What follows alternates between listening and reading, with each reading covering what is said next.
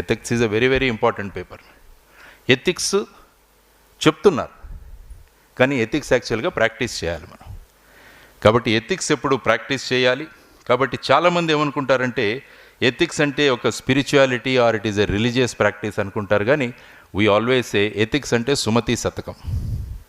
Ethics is nothing but Sumati Shatakam. Sumati శతకంలో ప్రతి ఇది శతకంలోని పద్యం మీరు చెప్పాలంటే ఈ teaches you lot of ethics. కాబట్టి చిన్న చిన్న శతకాలు ఉన్నాయి మనకు. We are very very fortunate that we have so many శతకాలు ఉన్నాయి. కాబట్టి అవన్నీ కనుక చదువుకుంటే they all will be useful for your ethics paper. కాబట్టి ఈ విధంగా మీరు చేసుకోగలిగితే టెక్నిక్ కూడా ఉండాలి మీకు, how to answer a question. దానికని ఒక చిన్న కథ చెప్తాను మీకు. సత్యవ్రతుడు అని ఒకతను ఉన్నాడు. అతను ఏం నిర్ణయించుకున్నాడంటే నేను ఎప్పుడు అబద్ధం చెప్పను అని నిర్ణయించుకున్నాడు. ఒకరోజు అతను తపస్సు చేసుకుంటూ కూర్చుంటే ఒక జింక వచ్చి అతని వైపు దీనంగా చూసి దాక్కుంది అతని వెనకాల. దాన్ని వేటాడుతూ వచ్చిన వేటగాడు వచ్చి సత్యవ్రతుడిని అడుగుతాడు, ఇక్కడ ఒక జింక వచ్చిందా అని అడుగుతాడు. Now is in a dilemma. నిజం చెబితే ఆ జింకని తను బాణం వేసి చంపేస్తాడు, చెప్పకుంటే నా సత్యవ్రతం పోతుంది. మరి ఏం చేయాలి అన్నది అతని ముందున్న ఒక ధర్మ సందేహం. సివిల్ సర్వీసెస్లో కూడా ఇలాంటి ధర్మ సందేహాలు చాలా వస్తుంటాయి మనకి, ఏం చెయ్యాలి అని.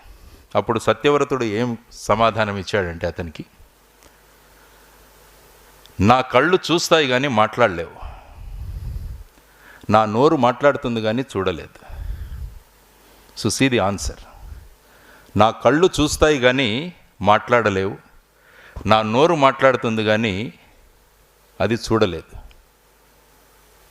So this is the typical. అంటే అతను ఏం చేశాడంటే జింకను కాపాడాడు, అంటే ఒక ప్రాణాపాయంలో ఉన్న జింకను కాపాడాడు, తన సత్యవ్రతాన్ని కూడా పోగొట్టుకెళ్ళలేదు. సో ఇలాంటి సిచ్యువేషన్స్ కూడా చాలా ఉంటాయన్నమాట. కాబట్టి ఇటువంటి వాటి గురించి మనకు తెలియాలంటే మన పురాణాలు కానీ ఇలాంటి వాటిని కానీ చదువుతూ ఉండాలన్నమాట. అందువల్ల వీటి నుంచి చాలా విషయాలు తెలుస్తాయి మనకు. కాబట్టి ఇటువంటి ధర్మ సందేహాలు కూడా మనకు చాలా వస్తుంటాయి.